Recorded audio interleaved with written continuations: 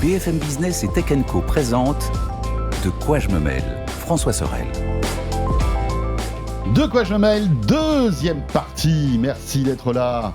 J'espère aussi que vous profitez peut-être de ce premier week-end à rallonge. La bonne nouvelle, c'est que ça continue la semaine prochaine. D'ailleurs, avec Anthony, on vous prépare un petit De quoi je me mêle exceptionnel la semaine prochaine avec un spécial. Je ne sais pas si je vous le dis ou si on garde la surprise. Qu'est-ce qu'on fait, Ah, on peut garder la surprise, ouais, c'est bien. Hein. Non ? Ah, je sais pas. Non, mais on vous en dit pas plus. Ouais, non, on dit pas plus. Bon, on est vache, hein. On est vache parce que voilà. Mais vous verrez, je pense que ça va vous intéresser et on va découvrir l'une des passions d'Anthony. Voilà, ça c'est un petit indice. Bon indice. On vous en dit pas plus. Anthony Morel qui est là, Nicolas Guyot, rédacteur en chef de Club X pour commenter l'actu. Et on va maintenant se plonger sur le Rabbit, ce petit appareil étonnant qui nous avait tous surpris durant le CES de Las Vegas. Alors, il n'avait pas été présenté pendant le CES, mais tout le monde en parlait parce que, en fait, les annonces étaient concomitantes. Finalement, petit appareil tout rouge avec un design un peu à la Play School, hein, un design un peu joué, je trouve. Tamagotchi un peu. Ouais. Voilà, avec un petit écran, etc. Une molette. Une molette, quand même. Voilà, et non pas le fromage, hein, la mimolette. La mimolette. Chose. Oui, parce qu'il est orange aussi, d'ailleurs. Voilà, c'est vrai, la mimolette est orange en plus. Bah oui. Et voilà, c'est ça. Dedans, là, Ouais. J'espère que l'appareil sera un peu meilleur quand même, parce que ça va être problématique. Et donc, ce produit qui est un petit produit élaboré par une start-up qui n'a pas énormément d'argent, vous savez, c'est toujours pareil, hein, il y a une annonce, et puis après, il y a du crowdfunding, et puis après, il y a des batchs, comme on appelle, c'est-à-dire que dès qu'ils ont récolté l'argent nécessaire pour la fabrication d'une première série, ils en fabriquent une première série, etc., etc.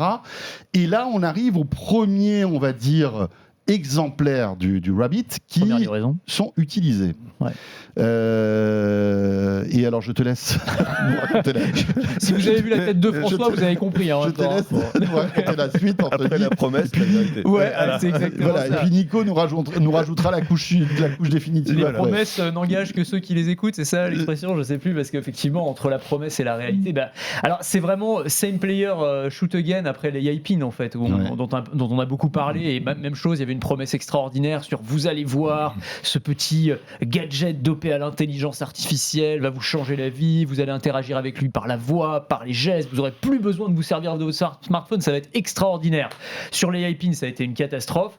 Sur le Rabbit, c'est une catastrophe aussi, un peu moins catastrophique quand même que les Yapin, en tout cas sur les critiques. Il y a des trucs qui fonctionnent, mais il y a quand même beaucoup de trucs qui fonctionnent pas du tout. Donc je rappelle le principe de ce petit jouet avec sa molette, c'est donc de remplacer les applications que vous avez sur votre smartphone. En gros, la promesse, c'est par exemple, plutôt que de commander un Uber en ouvrant l'application, en entrant sa destination, etc., je parle au Rabbit, je lui dis je suis à tel endroit, je suis à tel endroit. Il va vous géolocaliser et vous dites je veux aller à tel endroit, commande-moi un Uber, et le Uber est commandé et on n'a plus rien à faire. Extraordinaire. Enfin, vraiment, si la promesse est réalisée, c'est formidable. Sauf que, ça fonctionne pas vraiment en fait dans les faits, et c'est ce dont on pouvait malheureusement se douter. Les premiers testeurs qui ont pu mettre la main sur cet appareil et qui ont essayé de commander un Uber, le Uber il est jamais arrivé, ou il est arrivé pas du tout au bon endroit, à tel point que le mec il a testé dit du coup j'ai sorti mon smartphone puis j'ai commandé mon Uber, du coup ça servait à rien d'acheter le Rabbit quoi, c'était pas vraiment très intéressant. L'autonomie apparemment c'est catastrophique, enfin vraiment ça se dégrade extrêmement rapidement. Ça fonctionne pas très très bien globalement, et puis surtout on se rend compte que tout ce qu'il y a dans le Rabbit, mais on l'avait déjà dit quand on l'avait présenté la première fois, en fait ça pourrait être une application mobile quoi, tout simplement. C'est-à-dire que t'as pas besoin d'avoir ce boîtier qui est très joli, qui est très mignon, qui est très gadget et tout ce que tu veux, mais en fait tu peux faire une application qui va te proposer exactement la même chose, et c'est probablement ce qu'ils auraient dû faire, mais ils auraient beaucoup moins fait parler d'eux, c'est tout le problème. Je les achève ou pas là? Parce que, vas-y. visiblement c'est... Déjà là déjà j'ai ils ont un sacré coup derrière la nuque. Voilà, donc là, le petit coup de tatane qui va bien. Le lapin il est pas en forme. Bon, je sors le coup du lapin. Je sors le fait-tout. Le coup du lapin. Ouais, je sors le fait-tout. En fait, c'est hier. En fait, avant-hier, c'est mardi. Il y a un site US en fait, il a découvert que en fait, l'application du Rabbit c'était un APK. Donc les gars se sont amusés à l'installer sur leur téléphone Android, un Pixel, un 6A. Un vieux en plus. Un vieux Pixel 6A, et ça marche très bien. Okay. Donc voilà. Donc en fait les gars, ils ont fait une appli mobile pour un assistant l'assistant IA. Alors, je pense qu'après, techniquement, c'est normal, en fait, c'est normal que ce soit un APK parce que je pense que la boîte a dû se dire, bon voilà, il y a notre assistant, mais si on se foire, c'est quand même pas mal de pouvoir le mettre sur un téléphone, quoi. C'est ça. Voilà, je pense que ça a été développé comme ça. Ouais, et puis je pense qu'il y avait vraiment ce truc. Je me souviens, alors j'ai plus la citation exacte en tête, donc je vais probablement déformer les propos du créateur de cette startup, mais on lui avait posé la question justement quand il a présenté l'objet pour la première fois en lui disant mais pourquoi vous n'avez pas juste fait une application mobile, et il a expliqué concrètement bah non en fait si on veut de la visibilité il faut qu'on ait ce petit produit hardware en fait. Si tu sors une appli mobile qui fait ça, bah c'est une IA parmi 50 IA et donc du coup personne ne va parler de nous, mais je pense que le but du jeu c'était vraiment de sortir un petit produit pour se faire remarquer et pour ensuite pourquoi pas revendre sa technologie à un fabricant de smartphones ou enfin tu vois ça aurait pu être ça Apple, la logique par exemple, qui est un peu à la traîne en termes d'IA. Bon, on rachète cette start-up, ça nous permet de gagner quelques mois, quoi. C'est exactement ça. Et d'autant que, parce que là, on a beaucoup tapé dessus, mais il y a des trucs qui fonctionnent quand même. Ceux qui l'ont testé disent, par exemple, il y a une petite caméra à l'intérieur, donc pour analyser ton environnement, et tu la pointes devant toi et tu lui demandes où est-ce que je me trouve. Par exemple, il va analyser, je sais pas, la skyline de New York. Il va comprendre quels sont les bâtiments. Il va te dire, bah voilà, t'es à New York, à tel endroit, etc. Si tu lui fais prendre en photo le plat que tu es en train de manger, il va te donner le nombre de calories, enfin une estimation. Ça fonctionne pas trop mal si tu veux. Il y a des bonnes idées, il y a vraiment du potentiel, mais ça sert à rien d'avoir cet objet, quoi. Ouais. Tu vas pas payer $200 parce que c'est le prix de l'appareil. T'as pas besoin de payer un abonnement en plus, contrairement à l'Apple, ce qui est déjà ça. Et puis ça coûte pas 700 non plus. Mais en tout cas pour un truc qui est censé remplacer largement ton smartphone, clairement pas. Personne ne va remplacer ton smartphone avec ça. Les testeurs aussi sont tous d'accord pour dire que l'écran est aussi pas terrible. C'est-à-dire qu'en fait là, ce qu'on voit sur les vidéos, l'écran il a l'air super. En fait, c'est un écran TFT. TFT, donc bien sûr. Donc en fait, ça date un petit peu. C'est dommage. En fait, il est pas tactile, alors que techniquement, il est tactile, parce qu'en fait, ils veulent que Rabbit veut que globalement les utilisateurs utilisent la molette, et que effectivement, il y a beaucoup d'utilisateurs frustrés qui disent, ben ouais, ça aurait été quand même pas mal de pouvoir taper sur l'écran sur des trucs où de temps en temps, t'as pas le réflexe d'aller sur la molette. D'autant que en termes d'ergonomie, ça n'a pas été forcément pensé jusqu'au bout, parce qu'il y a des mecs qui disent, par exemple, ils ont essayé de commander, je sais plus, sur DoorDash, enfin un truc genre Uber Eats. De la bouffe, c'est de l'enfer. Donc, il commande son plat, le gars. Enfin, en gros, tu dis, je veux commander dans tel restaurant, donc il te montre le menu. Sauf qu'avec la molette, tu peux pas défiler, donc t'as le choix entre 3 plats, quoi. Alors que normalement, t'en as 25. Mon Dieu. Donc tu peux pas tout voir. Ce qui là aussi est frustrant. Bon, après, tu peux te dire c'est des erreurs de jeunesse. Il y aura des mises à jour qui vont régler le problème. Mais sans enterrer. Mais bon, moi, je pense quand même que voilà, ça va finir. Ça va faire partie du musée de la tech, tu vois. On ressortira dans 15 ans. Tu te souviens, le Rabbit à ce truc était peut-être un peu. C'est collector, exactement. Gardez-le précieusement. Ne l'ouvrez pas. Peut-être que dans des soirées déguisement, dans quelques mois, on pourra voir les Alpines là et le Rabbit accroché, tu vois, un autre truc, en disant regardez, je suis hyper connecté, les gars, j'ai les deux produits. Et le Zune dans la Porsche arrière. Et le Zune dans la poche arrière. Le Zune pétard. Ça, c'était quand même un sacré truc. C'était la réponse de Microsoft à l'iPod. Et ça a été un four total. Ça, c'est collector. Je sais pas combien ça se vend maintenant. Tiens, je vais regarder ça, un Zune. J'en ai pas. Mais à mon avis, parce qu'ils en ont pas vendu beaucoup. Sorti en France. Non. C'était pas sorti en France. C'était aux US. Aux US et en Angleterre, je crois. Je me demande s'ils n'ont pas, si c'est pas arrivé jusqu'à chez nous. C'est bon. Tiens, on va creuser. On change de sujet pour parler d'Apple. Et pas forcément en bien, parce que il y a une enquête qui a été menée par Bloomberg qui est très intéressante sur tout le discours de l'environnement chez Apple, qui, vous le savez, à chaque fois qu'on assiste à une keynote, est hyper important. Il y a toujours 10 minutes, un quart d'heure d'environnement dédié au tout début à l'environnement. C'est un peu fatigant même. Voilà, le RSE, etc. On fait tourner des éoliennes pour fabriquer des iPhones. Ne nous demandez pas comment on fait, mais on y arrive, c'est comme ça. Mais tu te souviens de la dernière keynote là, pour les iPhone 15, où ils ont carrément mis en scène Mère Nature qui arrive dans les bureaux d'Apple et qui discute avec Tim Cook et qui lui demande des comptes. Et machin, mais attends, mais on est où là franchement, on élève nos iPhones en plein air. C'est des iPhones bio. Attention. Mais alors, ce qui est rigolo, c'est que justement, puisque tu fais référence à cette vidéo, ça serait intéressant que Mère Nature se penche sur cette enquête de Bloomberg et qu'elle aille dans le bureau de Tim Cook pour taper un peu du poing sur la table, parce que c'est pas joli. Là, on parle du recyclage des iPhones. Vous savez qu'un iPhone, au bout d'un moment, quand il est en fin de vie, en quelque sorte, il y a deux solutions. Soit il part au démontage pour récupérer en fait ces pièces maîtresses qui après sont fondues, etc., etc. Il y a plein de métaux rares dans les smartphones d'une manière générale et dans les iPhones. Soit il est reconditionné, c'est-à-dire qu'on change un peu la batterie, on change les aspects cosmétiques, etc. Et on lui offre une deuxième vie ou une troisième vie. On pensait qu'il y avait ces deux scénarios. Eh bien, il en existe un troisième qui est beaucoup moins reluisant, qui est piloté par Apple, Anthony, et qui est la destruction simple et massive. C'est l'euthanasie des iPhones. C'est l'euthanasie violente, on va dire. Ah ouais, non, mais c'est le steak tartare de l'iPhone. Le steak tartare. Alors, ils avaient une expression parce qu'ils ont un sous-traitant qui fait ça pour eux. Ils disent le muesli d'iPhone. Le muesli d'iPhone. Ouais. J'aime beaucoup.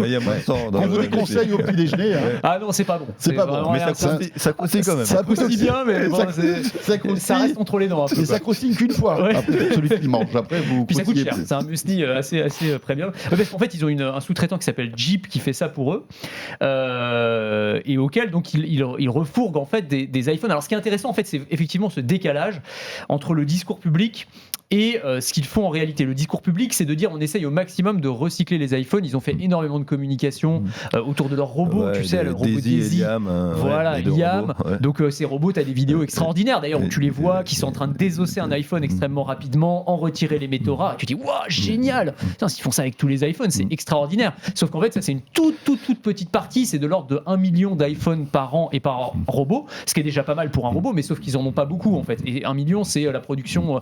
C'est ce qu'Apple doit vendre en 2 jours, tu vois. Donc c'est vraiment rien du tout. Et le reste, alors effectivement, tu as tous les smartphones qui récupèrent dans leur fameux programme de trade-in là où tu rends ton vieil iPhone et tu achètes un nouvel iPhone pour un petit peu moins cher. Voilà. Et en fait, le truc, c'est que Apple, alors qui nous dit on aime bien faire du reconditionné, recycler et tout ça, et ben la réalité, c'est que très souvent, la majorité du temps, ils finissent par broyer les iPhones. Ils préfèrent les broyer, les détruire complètement. Ils font appel à ce sous-traitant-là qui a des immenses machines. Il y a une pièce, donc la pièce du Mesli, là, où on détruit les iPhones, mais alors on en fait vraiment, c'est steak tartare, quoi. Il n'en reste absolument rien. On récupère quasiment rien. Et donc, en réalité, c'est ça. La fin d'un iPhone, c'est ça. Et pourquoi est-ce qu'on en a parlé ? Parce que cette entreprise, Jeep, Apple s'est rendu compte lors d'un audit interne qu'en réalité, elle détournait des iPhones. C'est-à-dire qu'il y a au moins 100 000 iPhones qui avaient été confiés. Ah ouais, mais c'était pas mal pour être détruits. Et en fait, les mecs se sont dit, non, mais c'est dommage, c'est des iPhones, ils fonctionnent, on va les garder, puis on les revend en Chine.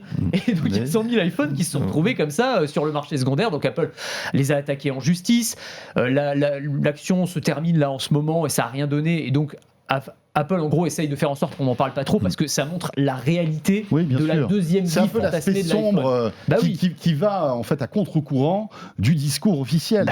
Parce que pour compléter ce que tu dis, c'est que qu'on broie un iPhone 6 ou un 6S ou un 6 Plus, enfin des téléphones qui ont quasi 10 ans. Au bout d'un moment, c'est vrai que voilà, tu vois, c'est des téléphones qui technologiquement sont dépassés. Il n'y a plus rien à faire, quoi, tu vois.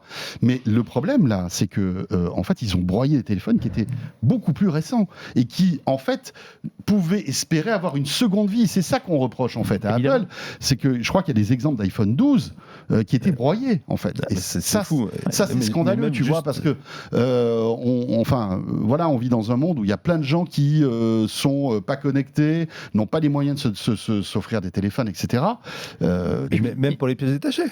Juste pour les pièces détachées. C'est récupérer les pièces détachées pour pouvoir réparer un téléphone. Mais je pense que ça leur coûte plus cher à Apple de démonter les téléphones avec leur robot Daisy, là, alors qu'ils nous montrent quand on en a envie. Ça, c'est un peu le côté un peu comme marketing, tu vois. Greenwashing, hein. C'est ça. C'est la définition du greenwashing. Et ça leur coûte moins cher de détruire des iPhones, en fait. Et puis, après, il y a une... on est vraiment mauvaise langue. Tout iPhone détruit, ça fait un iPhone en moins qui existe. Et donc, ça fait potentiellement un iPhone en plus que quelqu'un peut acheter. Évidemment. Je pense que c'est l'objectif.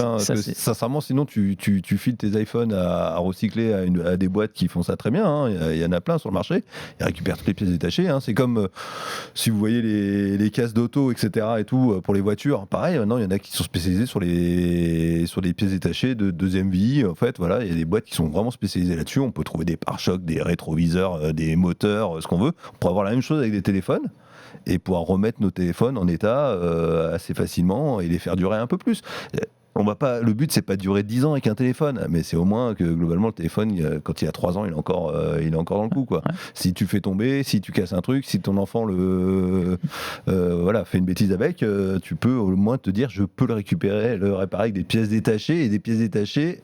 Globalement, je sais que c'est du Apple. Ouais, d'autant qu'Apple fait des efforts, justement. Ouais. Récemment, là, ils ont changé leur politique de remplacement de pièces détachées, on en avait parlé. C'est plutôt cool. Toi-même aussi. Oui, mais c'est justement ça, moi, que je trouve un peu dommageable. C'est-à-dire que, en gros, là, on tombe un peu sur Apple, parce qu'il y a cette enquête sur eux, mais ça aurait été. Tous les autres le font, hein. Oui, mais là, parce que c'est Apple qui est visé. Non, mais tous les autres le font, mais le problème, c'est que les autres donnent peut-être moins de grandes leçons sur l'écologie. C'est aussi ça le truc. Moi, c'est toujours ce qui m'énerve. Si tu veux, c'est le décalage entre les paroles aussi a de grandes leçons d'écologie et d'environnement. Ouais, autant, je sais pas. Franchement, quand tu regardes, ouais. Mais peut-être moins chez les Chinois, tu vois. J'ai pas le souvenir que Xiaomi nous ait fait les Chinois, c'est trucs. différent. Alors après, non mais. On va pas se mentir non plus, ça fait partie du jeu. Toutes les grandes entreprises aujourd'hui ont un discours RSE, environnemental, parce que aussi ça vend, c'est important de le mettre en avant. On n'est pas des perdreaux de l'année, donc on sait bien comment ça fonctionne. Mais là, quand on se rend compte du décalage, parce que vraiment Apple, ils en font quand même des caisses. Moi, je l'avais dit quand on avait parlé de la keynote de l'iPhone 15. Moi, c'est le truc qui m'avait un peu gêné. Les téléphones sont géniaux, il y a pas de souci, mais je trouve que vraiment c'est too much, quoi. Le truc de merdature, le sketch, oui, et puis nos emballages, nos trucs. On enlève les chargeurs, comme ça fait moins de pollution. Et à côté de ça, tu te rends compte qu'ils broient des centaines de milliers de téléphones. C'est quand même un peu dommage, quoi. Ouais. Voilà. Ils ont un objectif de récupérer 100% du cobalt des circuits imprimés de leur téléphone d'ici à 2025. Je pense qu'ils arriveront, mais en faisant du muesli, quoi. Ouais, mais dans le muesli, tu n'as pas que des bons trucs, quoi. En fait, Non, mais en plus, on pourrait récupérer des vis, il y a plein de trucs à récupérer. Tu vois tout ce qu'il y a à récupérer. Mais ça va être intéressant de voir comment Apple va réagir à tout ça, s'ils vont communiquer là-dessus. Ouais, je pense pas. Mais je pense, je sais pas. Ils ont pas l'habitude de communiquer sur non, mais ils vont quand même bouger parce que c'est quand même une mauvaise image de se dire que en plus ils ont les technos, ce qu'on disait tout à l'heure, des Iliam, etc. Mais il en faut peut-être plus, c'est tout. Ouais, c'est sûr. Peut-être mettre le paquet là-dessus. Je pense que ça coûte très cher surtout. Ça coûte cher, mais bon, d'un côté, c'est un geste pour la planète. Le problème, voilà. Et quand t'es le numéro 1. C'était quand même un peu une obligation de. Ouais, mais la réalité, on a déjà eu l'occasion d'en parler, mais s'ils voulaient faire un geste pour la planète, ils sortiraient pas un iPhone tous les ans. Vu les innovations qu'il y a d'un iPhone sur l'autre, ils feraient un iPhone tous les 2 ans, et puis voilà. Mais c'est pas évidemment. Surtout que j'ai l'impression que c'est plus facile à fabriquer qu'à Non, mais c'est ça, tu vois. Et puis rappelons-le, il n'y a pas qu'Apple, il y a Bose qui est visé aussi par cette enquête. Enfin, il y a d'autres constructeurs d'appareils, voilà, parce que c'est un peu la dure loi de l'industrie aujourd'hui, mais c'est dommageable, surtout quand c'est des appareils qui sont quasi neufs, en tout cas en bon état d'utilisation et qui pourraient évidemment rendre service à plein de gens qui n'ont pas les moyens de pouvoir s'en offrir. Ce de quoi je me mêle est terminé. Quel plaisir de passer cette petite heure en votre compagnie. J'espère que, tout comme nous, vous avez apprécié tout cela. Merci Anthony. Merci à tous les deux. Anthony Morel, donc journaliste à la rédaction de BFM Business, et Nicolas Guyot. Merci François, merci Anthony. Clubgeek.com pour retrouver Nicolas et toute son équipe, bien sûr. Petit module bonus qui arrive, bien évidemment. Et on se retrouve, en tous les cas, sur BFM Business et sur la chaîne YouTube la semaine prochaine avec une petite surprise. On vous en dira plus dans quelques jours. Salut à tous et merci de nous suivre en tout cas. De quoi je me mêle sur BFM Business et Tech & Co.